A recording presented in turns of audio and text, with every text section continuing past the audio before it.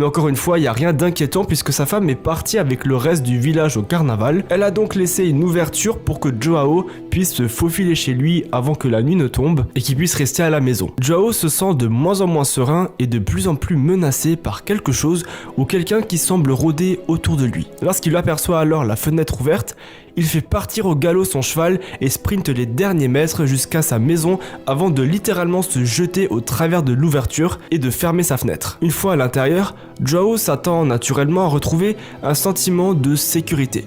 Sauf qu'en fait, c'est encore pire qu'avant. À ce moment-là, Joao a plusieurs hypothèses en tête, dont celle du Boitata. Boitata est une légende locale qui raconte qu'un serpent gigantesque entrait à la forêt et qu'il s'attaquerait aux villageois. Malheureusement, je ne peux pas vous montrer de photos d'illustration car c'est moi qui fais le montage de la vidéo et je suis absolument terrifié à la vue des serpents et du coup je vais être obligé de chercher des photos et vraiment genre je peux pas, c'est plus fort que moi. Mais du coup imaginez-vous un grand serpent qui crache du feu et c'est la légende du Boitata. Alors que Joao essaie de comprendre d'où vient cette peur, qui est en plus ultra amplifiée par le fait qu'il fait quasiment nuit et qu'il y a presque personne dans le village donc il est tout seul, il sent pourtant une présence le regarder et le fixer par la fenêtre. Il se retourne alors doucement et là, devant lui, il y a une ombre gigantesque. Le déroulé des prochains événements et de ce qui se passe dans sa maison n'a jamais été dévoilé. Nous allons donc reprendre notre histoire quelques minutes plus tard, alors que Joao